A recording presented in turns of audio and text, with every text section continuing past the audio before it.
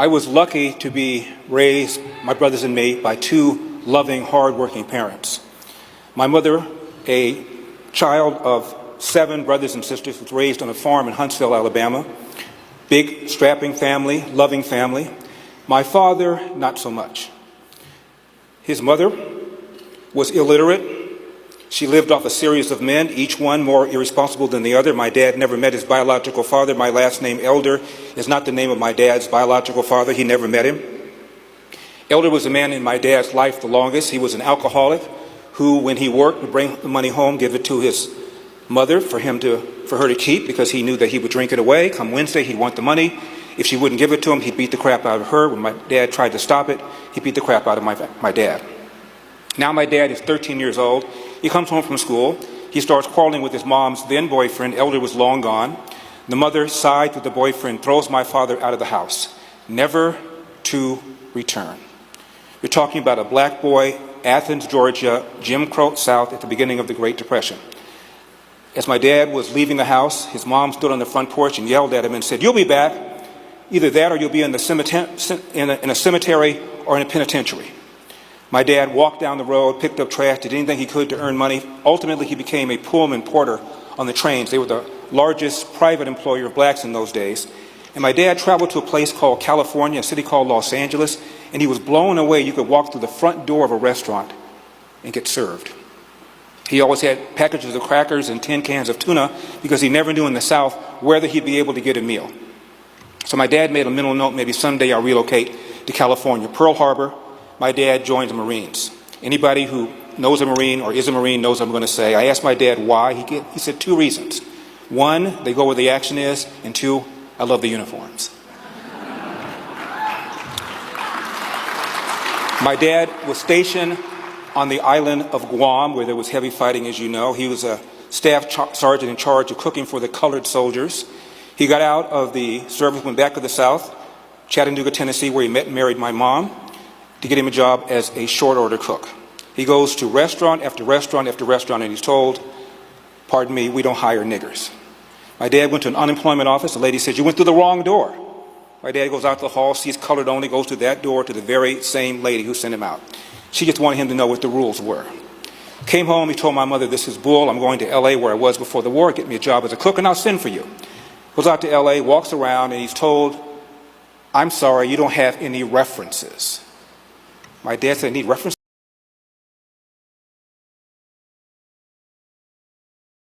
to make ham and eggs?" He offered to work for free for a reference. They wouldn't even do that. He was treated the same way in LA as he was in Chattanooga, Tennessee, maybe a little more genteel. He goes to an unemployment office, this time just one door. Lady says, "I have nothing." My dad said, "What time do you open?" She says, 9. "What time do you close?" She says, 5. My dad said, "I'll be sitting in that chair till you find something." My dad sat in the chair for a whole day, came back the next day, sat there for half a day. She calls him up. "I've got something. I don't know whether you're going to want it." My dad said, "Of course I'm going to want it. I'm starting a family. What is it?" She said, "It's a job cleaning toilets at Nabisco brand bread."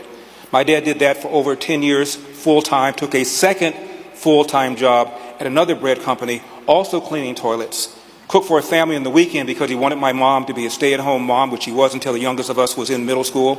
And he went to night school to get his GED. When he got his GED, he went to night school to learn how to operate a small restaurant.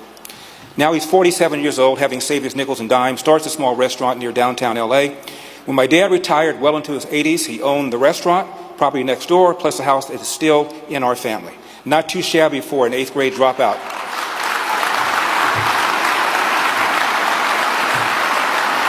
My dad was a lifelong Republican.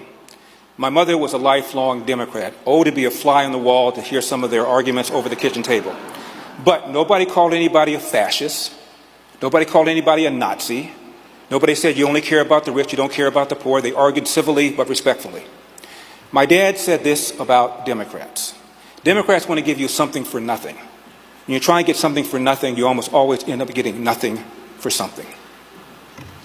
When I ran for governor of California, Joe Biden flew in and said, "Larry Elder is the closest thing to a Donald Trump clone as I've ever seen." Now, was I supposed to be insulted or flattered? To that charge, I plead guilty. Why then am I running? Thank you. You're cutting into my time. Why then am I running? Because there are several issues that our side is not talking about, if at all. Number one, the most important domestic problem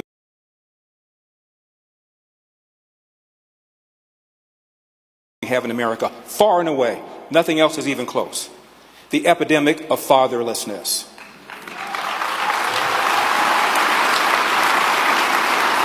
40% of American kids enter the world today without a father in the home, married to the mother, up almost threefold from 1965. 70% of black kids now enter the world without a father in the home, married to the mother, up from 25% back in 1965. Now 25% of white kids enter the world without a father in the home, married to the mother.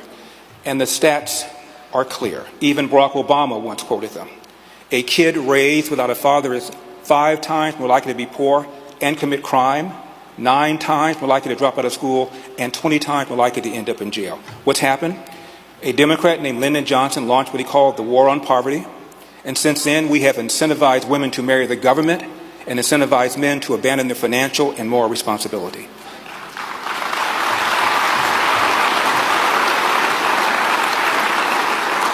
The other side does not talk about it because they caused it. Our side does not talk about it for fear of being called systemically racist if you're white, or being called the black face of white supremacy, as the LA Times called me, if you're black.